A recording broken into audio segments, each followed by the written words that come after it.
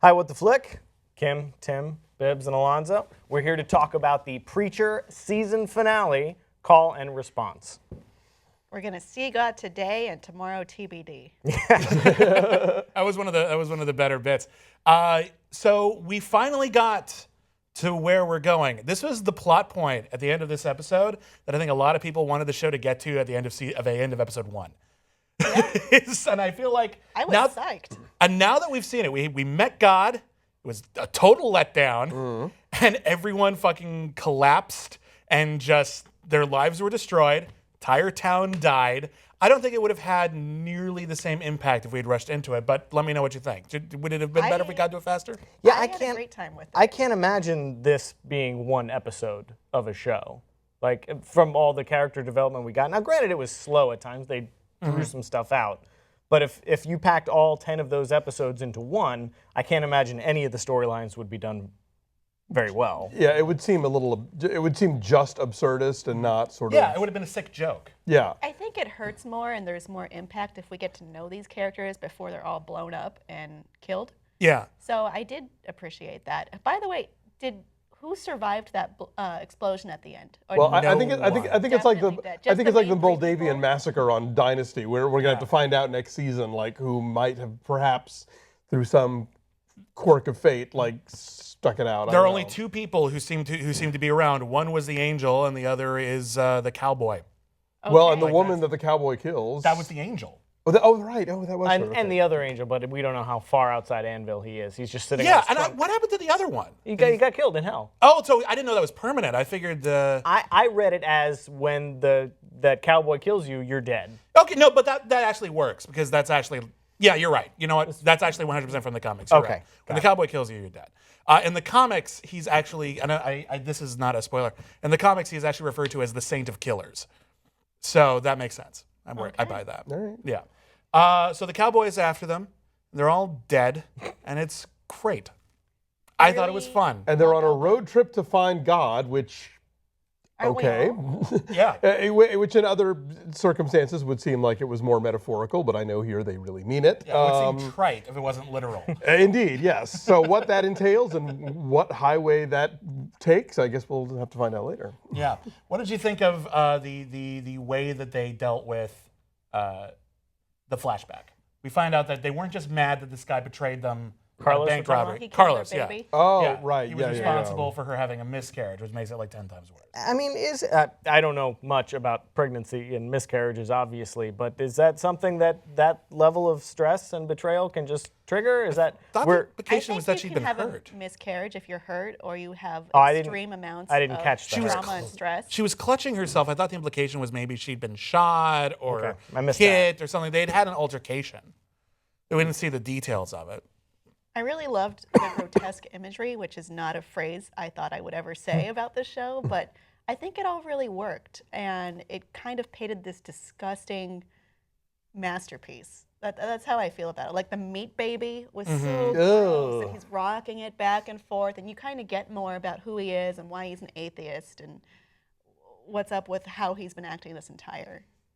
It's weird though. You bring that up, and I can't decide if the show is saying it or commenting on the people who would say it. But you have Kincannon, who is an atheist, and we find it's because he lost his entire family. You have a town that, without the presence of God in their lives, immediately descends into anarchy and finds no point in kind of like maintaining any sort of semblance of civilization. I mean, as a whole, I can't tell if this series is for agnostics, atheists, or really religious people. Yeah. I have a friend who's an actual preacher who loved Preacher, the comic. I don't think he's watched the show, but I want him to do it so I can ask him about it.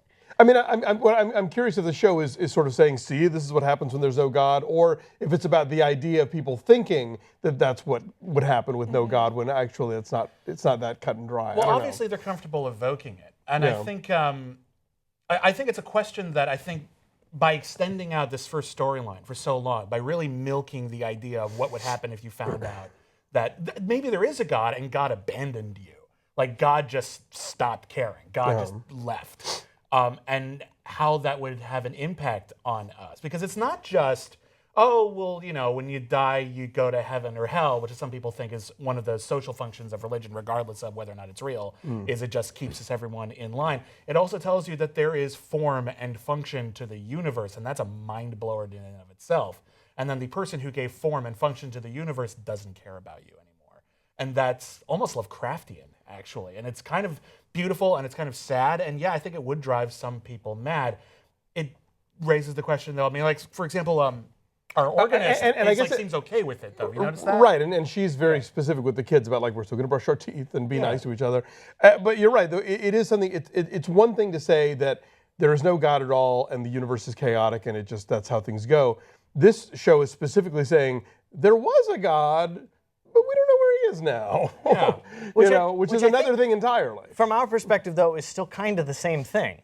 Because we've never had confirmation one way or the other. Right, but I feel like there's a God it's different because exactly you're confirming that there was a God, but that now he's no longer in control. He's not interested, and he's off in parts unknown, which is different than there was never one in the first place. There was a book called Towing Jehovah, which I think about a lot when I was watching the episode. I thought about it a lot, and it's about God died and his corpse fell into the ocean, and it's about a bunch of people trying to tow him out into the Arctic so that no one finds out. Is he giant? He's giant. He's like a giant god. Like he's like 100 feet. He's like Godzilla. Does he decompose? He is decomposing. It's a fascinating book, but it raises a lot of the questions. Is if it wasn't just you found out that there was no order to the universe, but that there was order to the universe and now it's gone, how would that affect you? And there's the idea that maybe people need to be protected from that.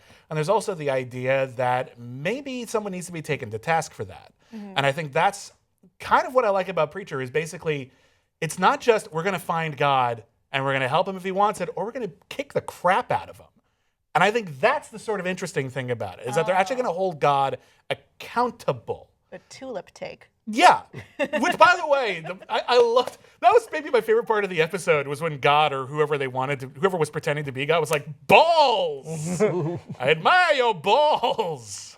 On the other end of that spectrum is a Kids in the Hall sketch about them finding God after he dies and he's a midget that lives in Canada. Just like the not falling into the ocean and being hidden and towed is. It's awkward. Yeah. It's an awkward truth. I think that the show's stance on the whole thing is a lot like Emily's when she's talking to her kids. And that's like, hey, we're fine. We were fine before. We'll be fine now. Nothing has changed. Just because we found out that God is missing and didn't know if God was real, we can still act the same way. It's essentially the same thing. It is rational. That is coming from an unrepentant murderer, though. Well, yeah. That's true. I mean, you're going to split hairs about it. There's levels on that. That's what I'm saying. I'm not saying that they're even wrong. I'm saying that there's multiple levels to that. All of the main characters of this show are unrepentant murderers. It's true.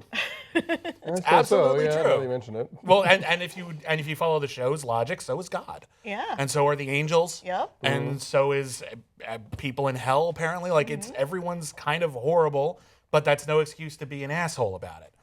I think, and that's kind of my thing with Preacher. I like that motto. You can do horrible things, just don't be an asshole. Yeah, you can still have some level of personal ethics and a moral code, even if you just don't be an asshole. even if you occasionally fall short and murder someone, Yeah. It doesn't have to color your entire existence. Yeah. What else happened? Can I just say I loved that the tragic ending of both town mascots. I think maybe the image I'll take with me from this entire season. It's just sweet and sad, and you just realize that all of the things that we cared about, all the things that were important, just aren't anymore. That whole montage was really disturbing with taking the pillow to the girl in the coma. Oh, the guy yeah. in the bus who's bleeding out. And all the little girls who killed the pedophile. Yeah. All with the No Rain cover playing. Oh, Yes, that was really. I'd never heard that one before. That's me neither. That was really cool. Every music cue in this episode was fantastic, from Johnny Cash's Personal Jesus. Yeah, what the bowling ball blues? I'd never heard of that one before. That was like, okay. And you saw that was in front of all those missing pet posters? While they were waiting in line? That reminds me. Well, there was a graffito on that wall that said Revelations 18:13. So I looked it up. And research. It is, and what this has to do with anything, you tell me. But in your Bible app. Cargoes of cinnamon and spice, of incense, myrrh and frankincense, of wine and olive oil, of fine flour and wheat, cattle and sheep, horses and carriages, and human beings sold as slaves. I got nothing, matters? but Does it mean nothing matters? Everything matters? I don't know. It sounds like a shopping list. I don't know. Theologians on this. Audience. I'm sure there will be thoughts about. Yeah. Sure, you have opinions. I want to hear them. Yeah, I'm trying to. What are we missing with this episode? Because this is the season finale. Right. I don't want to forget anything. Yeah, I mean, as you were saying, this is the last we see of Anvil, obviously. Yeah, we're not coming back anytime soon, I think. It's been literally blown off the map. Yeah. Eugene is still in hell, so that's a sucks. possibility. Yeah. He Of, survived, kind of. well, yeah, at least he wasn't in town. He's the one who might come back. So yeah, so there's some possibility of bringing that back around. We didn't touch on the Sheriff Root Cassidy storyline. I thought the Sheriff Root character got to do a lot of really good acting this that's episode. true. It's an interesting bit with him, actually. And also good for him. He actually, did some good detective work. True. You know? Actually, that's pretty He's good. capable. Yeah. Good for him. Surprise. He's dead now, but he was perfectly capable. Yeah. Yeah, you're right. It was sort of one last moment of competency from him before Yeah. before they got rid of him. And then ultimately his decision whether to arrest Preacher or not.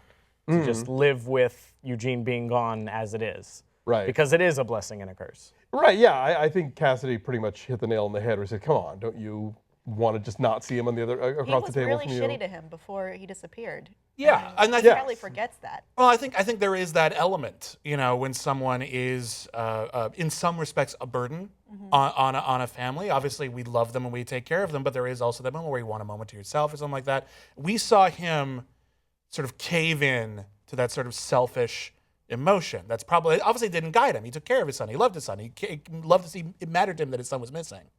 And then Cassidy brought that up and he's just like, eh. But what I think is interesting is that we actually never really see what he was going to do. All we really saw was that he was curious what the preacher was going to do. He could have arrested him right afterwards. He knew where he was. So for all we know, that was the plan. And then God showed up and everyone was just sort of, you know what, let's just call this one a day. I'm tired. We have bigger fish to fry right now. It's fine. Yeah. Yeah, brutal. So, yeah, all right, fine. So season 2, they're on the road and things will happen. I think it'll be exciting. I was really pumped, 75% of the way through this episode for what's going to happen next. Yeah, it's gonna It's a be mark of really a cool good stuff. finale. Yeah, I like that they set up a lot of stuff and they're not answering it yet, or at least they're answering it just enough to make it a jumping off point to see where it's going to go later. And they have announced, they've said this much, that in season 2, we're going to meet Harris Starr, who was the man in white at the Snuff Film Festival. Oh, that guy. We're Okay. actually I don't know who they've cast yet, but I'm very excited. That is one of the great all-time villains, so that's going to be really, really cool to see. Great. So that's, if nothing else, I'm super stoked for season 2 just because that's going to happen. So it's going to be a lot of fun, I hope. Well, when it happens, we'll be back to talk about it, and we hope you'll join us then.